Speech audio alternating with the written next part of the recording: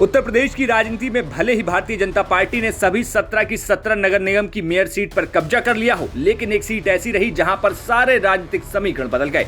जहां अब तक समाजवादी पार्टी, बहुजन समाज पार्टी और भारतीय जनता पार्टी को आपस में कड़ा मुकाबले में माना जा रहा था, लेकिन इस बार ऑल इंडिया मजलिसे इत्तेहादुल मुस्लिमीन यानी कि ओवैसी की पार्टी एमआईएम ने दूसरे नंबर पर आकर जीत दर्ज कर ली है। हम बात कर रहे हैं मेरठ की मेयर सीट पर पहले नंबर पर भारतीय जनता पार्टी के हरिकांत अहलूवालिया ने जीत दर्ज की। हरिकांत अहलूवालिया ने 2,35,953 वोट पाकर जीत दर्ज की है। लेकिन दूसरे नंबर पर जो सबसे खास नाम रहा वो था अनस का। जी हां, अनस ने 1,28,547 वोट पाकर दूसरे नंबर पर अपनी जीत दर्ज की है, जबकि उन्होंने समाजवादी पार्टी और बहुजन समाज पार्टी को पीछे छोड़ दिया है। यहां पर अतुल प्रधान की पत्नी सीमा प्रधान समाजवादी पार्टी की तरफ से मेयर की प्रत्याशी थी, जिनको 1,15,964 वोट मिले, जबकि चौथे नंबर पर बहुजन समाज पार्टी के प्रत्याशी हशमत को 54,076 वोट मिल पाए।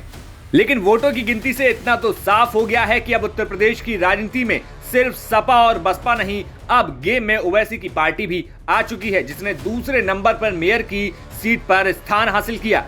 बता दें कि अब तक अगर अल्पसंख्यक समुदाय की बात करें तो ज्यादातर वोट समाजवादी पार्टी या फिर बहुजन समाज पार्टी को ही जाता था या आपस में बंट जाता था। लेकिन इस बार ये एक बड़ा फेरबदल मेरठ से देखने को मिला, जहां पर अल्पसंख्यक समाज से अधिकतर लोगों ने एआईएमआईएम की तरफ अपना रुझान किया और दूसरे नंबर पर अनस को 1,28,000 वोट दिलाकर दूसरे नंबर पर स्थान दिलाया। ये अपने आप में उत्तर प्रदेश की राजनीति में एक बड़ा बदलाव है। देखिए हमारे सहयोगी उस्मान चौधरी की ये रिपोर्ट।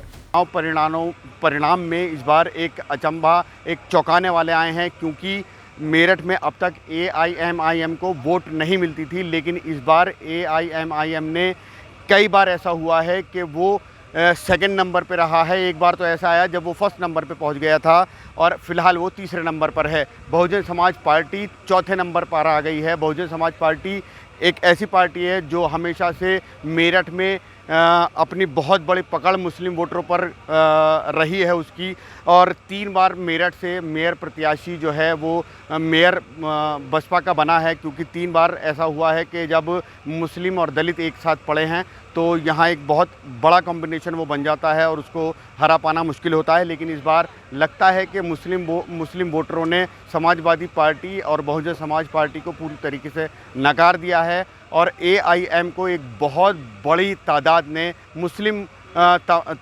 मुस्लिम वोटरों ने उनको वोट किया है। फिलहाल अब आगे आने वाले समय में 2024 के लोकसभा चुनाव हैं। इस बार इतना तो तय है कि ओवैसी की पार्टी सिर्फ मेरठ नहीं, कई अन्य सीटों पर भी बड़ा गेम बदल सकती है, क्योंकि जिस तरीके से ओवैसी 2022 के विधानसभा चुनाव से ही पश्चिमी यूपी से लेकर पूर्वांचल तक एक्टिवेट थे और उसके बाद उनके प्रत्याशी का पश्चिमी यूपी में दूसरे नंबर पर आ जाना, समाजवादी बहुजन समाज पार्टी को पीछे छोड़ देना, ये उनके लिए एक बूस्टर डोज का काम करेगा। अब आगे आने वाले समय में देखना होगा कि एआईएमआईएम और कितनी सीटों पर अपने समीकरण बैठाती है। मेरठ से उस्मान चौधरी की रिपोर्ट, यूपी तक।